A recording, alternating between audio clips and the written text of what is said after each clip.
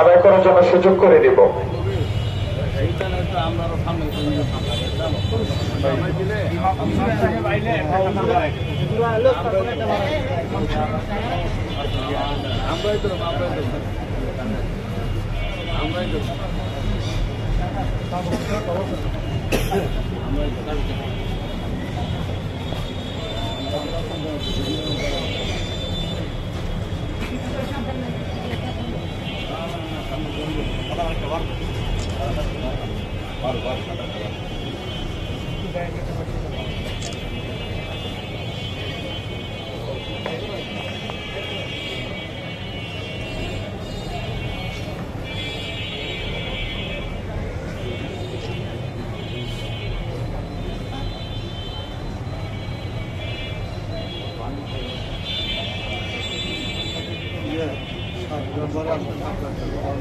আমি অর্থ 7 নং ওয়ার্ডের সম্মানিত মেম্বার শামীম আহমেদ ভাইকে মেম্বারের সামনে আসার জন্য অনুরোধ করছি এবং আমাদের 7 নং ওয়ার্ড আওয়ামী লীগের সভাপতি অর্থ এলাকার সুপরিচিত মুখ হারুন ভাইকে আলহাজ হারুন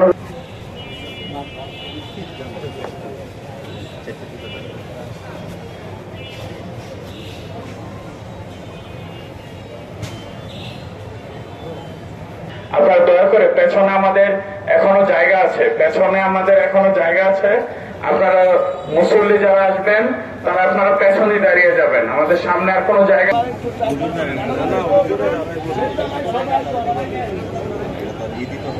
আমরা সবাই গায়ে গায়ে লেগে দাঁড়াই।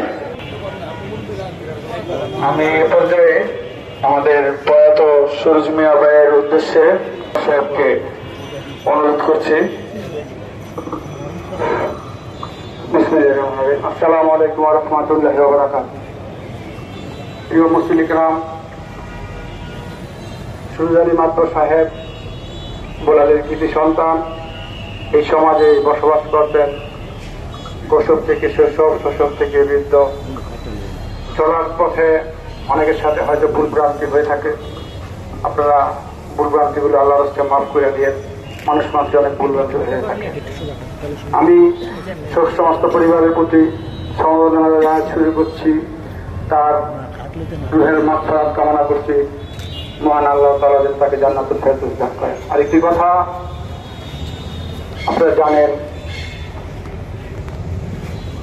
হাজিপাড়া, আলিপাড়া, শান্তিনগর, ভোলায় 7 নং ওয়ার্ড ব্যাপী, 3 নং ওয়ার্ড ব্যাপী দুর্দর্শ কিলার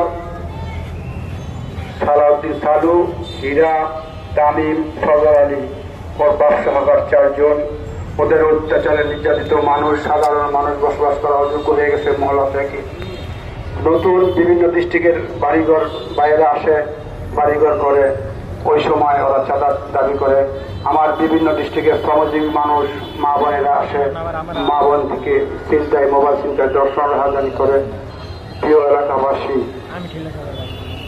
যদি সুরজ আলী মাতবরের হত্যা রক্তের বিনিময়ে যদি আমরা এই অপরাধীর হাত থেকে বাঁচতে পারি, শান্তিনগর যদি, আলিপাড়া, হাজিপাড়া যদি শান্তি হয়, আমরা এই কামনা করি। আর যেন কোনো মার্গ খালি না হয়, আর যেন কোনো মা আমার বিভিন্ন ডিস্ট্রিক্টের মা বোন নির্যাতিত না হয় ওদের হাত থেকে। আমরা পারি,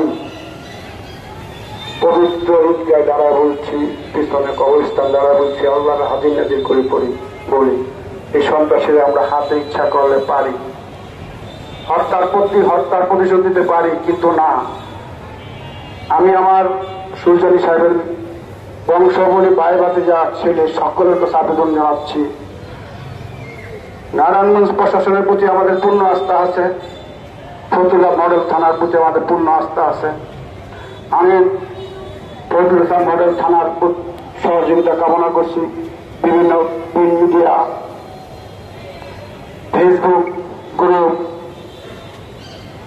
ইলেকট্রিক মিডিয়া সকলের সহযোগিতা কামনা করছি। আপনারা সত্যের পথে দাঁড়ান। 10 টাকা 10,000 টাকা খাইয়া যদি আমাদের সন্ত্রাসীর অফিসে গিয়া বিভিন্ন সংস্থার লোকজন বসেন, তো সন্ত্রাস তো সন্ত্রাস হবে। এই দেশে সন্ত্রাস কারা জন্ম দেয়? অনেক কথা বলার ছিল, বললাম না। বলতে পারি, কাউকে পরোয়া করি না ইনশাআল্লাহ। আমি বললে অনেকে হয়তো অনেকে তদন্তের কাছে ফেসে যাবেন। বললাম না। আল্লাহর রাস্তায় মেহরবানি করে সতর্ক হয়ে যান। বিভিন্ন ডিস্ট্রিক্টের গরিব মানুষ এই দেশে বসবাস করে কাজ করে আমরা ভাড়া তুলে খাই।